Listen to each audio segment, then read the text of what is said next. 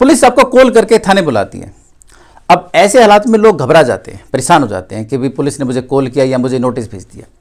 अब ऐसी सिचुएशन में इंसान को क्या करना चाहिए, आज बात करते हैं इसी टॉपिक के बारे में। अगर पुलिस आपको कॉल करती है या नोटिस देती है, थाने बुलाती है, तो ऐसे में आपको क्या करना चाहिए। नमस्कार दोस्तों, मैं हूं एडवोकेट धीरज कुमार, आपका स्वागत करता हूं आज की वीडियो में।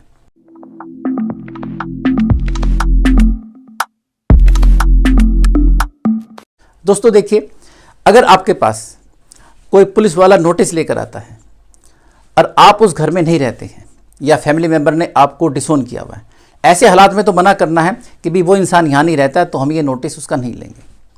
लेकिन अगर आपके पास कोई कॉल आती है तो कॉल को काटना नहीं है, परेशान नहीं होना है। ये नहीं है कि आप किसी और से बात करने के लिए गए, नहीं, सामने साफ स्पष्ट बात कीजिए। ये कहिए, हाँ भी बताइए आपको प्रॉब्लम क्या है, किस लिए आपने मुझे कॉल किया है, आप मुझे थाने क्यों बुलाना चाहते हैं, किस केस में बुलाना चाहते हैं। और सबसे पहले आप ये पूछेंगे कि भाई आपका नाम क्या है, आपकी पोस्ट क्या है।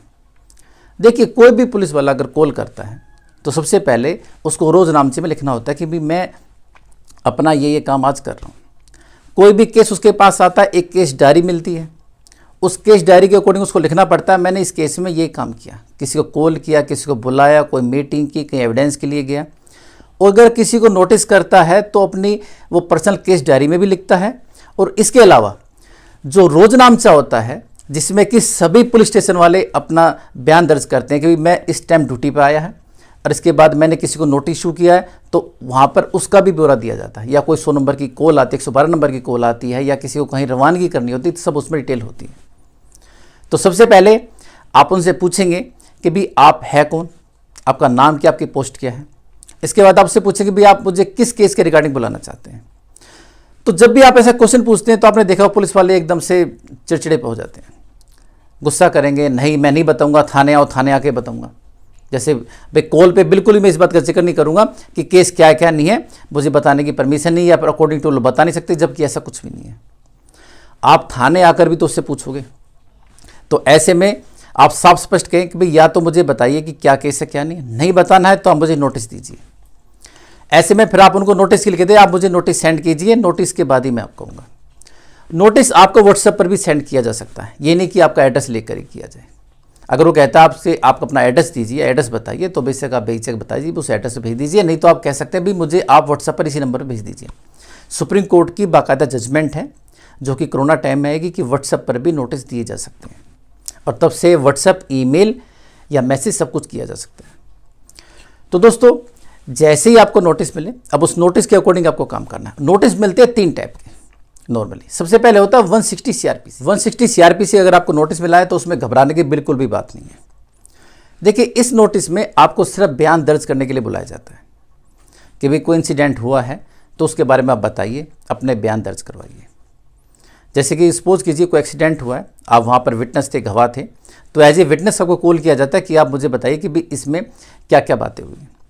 और अगर ऐसे नोटिस के रिगार्डिंग कोई कॉल करता है पुलिस वाला तो आपको बता भी देता है, जिक्र भी छेड़ देता है कि भी ये आपकी सिचुएशन है, ये हालात है, ये केस है, मैं आपको बुला रहा हूँ। सेकंड जो नोटिस होता है वो होता है 91 सीआरपीसी का। 91 सीआरपीसी का नोटिस आपको दिया जाता है कि आप कोई डॉक्यूमेंट या आपको कोई ऐसा सामान है जो आपके पास है जिसकी पुलिस को रिक्वायरमेंट है, पुलिस उसके लिए आपको बुलाती है। नॉर्मली सपोज कीजिए जैसे कि आप वाइफ हैं, आपने केस किया, एफआईआर की हुई है, और पुलिस आपसे डिमांड करती है कि भी आप अपनी स्त्री धन की लिस्ट दीजिए, उसके लिए भी आपको 91 का सीआरपीसी का नोटिस मिल सकता है।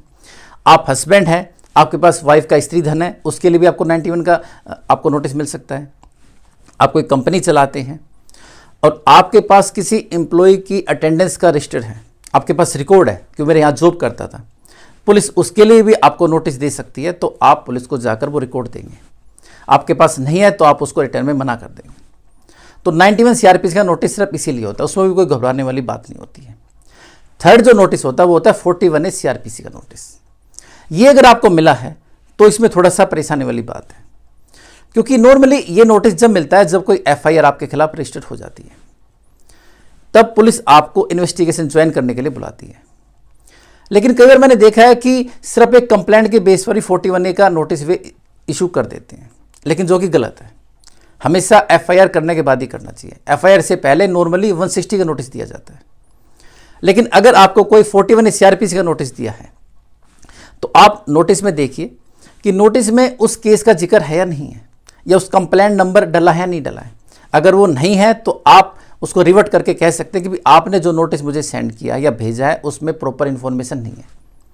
आप आरटीआई लगाकर भी डिटेल ले सकते हैं केस की, लेकिन कई बार आरटीआई को डिनाई कर दिया जाता है कि भी अभी इन्वेस्टिगेशन चल रही है तो हम नहीं बताएंगे, वो पुलिस का अपना राइट होता है।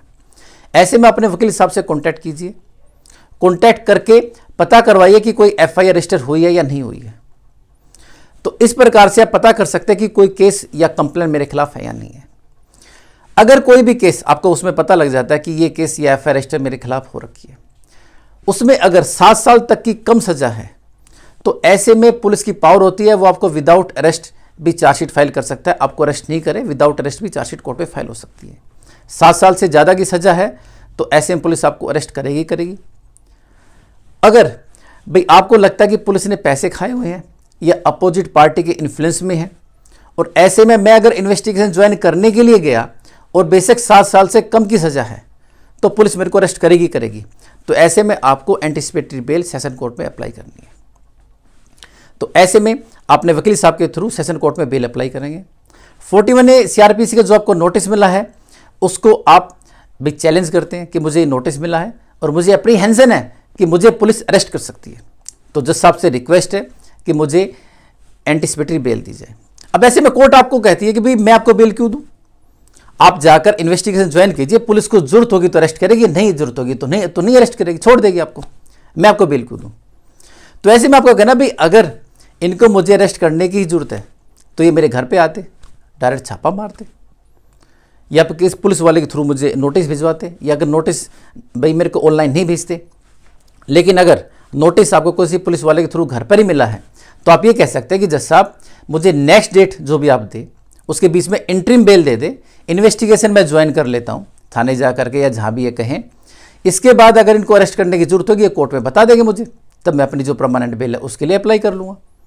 इस तरह से आपको अपना पक्ष करना है और इस तरह से आपको इंटरिम बेल लेनी है कि भी नेक्स्ट डेट के बीच में मेरे को आप कोर्ट प्रोटेक्शन दे कि मुझे अरेस्ट नहीं किया जाएगा और ये इन्वेस्टिगेशन कर ले। इसके बाद आपके सामने रिपोर्ट रखें। कोर्ट में जब एंटिसिपेटरी बेल लगाते तब आपको ये बात ही पूछनी है कि भी आप मेरे को क्यों मतलब इन्वेस्टिगेट करना चाहते हैं, क्यों आप मेरे को भाई अप्रोच कर रहे हैं, आप उसमें अक्यूज है या नहीं है या कोई विटनेस है, तो उसके रिगार्डिंग सारी आपके पास इंफॉर्मेशन आ जाएगी क्या केस है क्या नहीं है। क्योंकि जब आप बेल लगाते हैं तो पुलिस को उसके अंदर अपना रिप्लाई देना पड़ता है। तो इस तरह से पुलिस आपको कॉल करती है या नोटिस सेंड करती है तो आपको इस सिचुएशन को हैंडल करना है।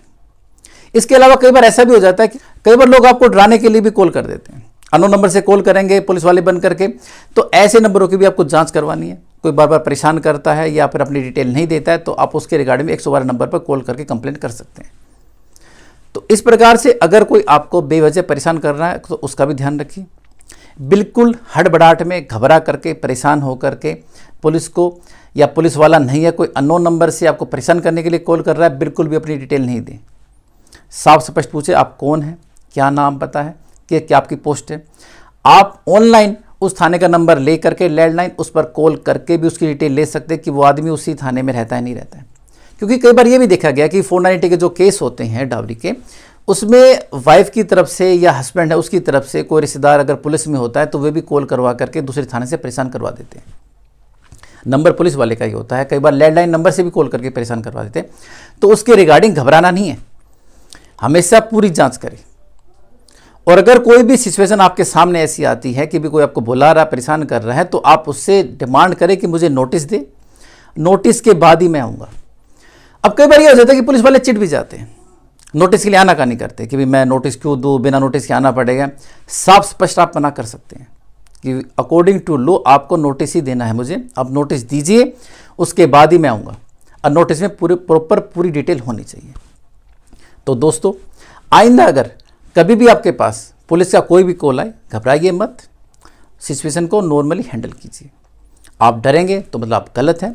अगर आप उसका सही तरीके से सामना करेंगे, अकॉर्डिंग टू लॉ करेंगे, तो उसको भी सामने वाले को डर रहता है भाई इसको लॉ को पता है या इसके पास एडवोकेट है या इसको अप्रोच कर रहा है या समझदार आदमी है और इससे मैं ज़्यादा पंगा नहीं लूँ। तो ना ही वो आपसे बदतमीजी करेगा और आपका काम भी इजीली। तो दोस्तों आशा करता हूँ आज की वीडियो आपको पसंद आई होगी। अगर आप मुझसे कॉन्टैक्ट करना चाहते हैं तो नीचे दिए मेरे नंबर 9278134222 पर कॉल कर सकते हैं या व्हाट्सअप भी कर सकते हैं। तो मिलते हैं एक नई वीडियो में नई जानकारी के साथ, तब तक के लिए नमस्कार।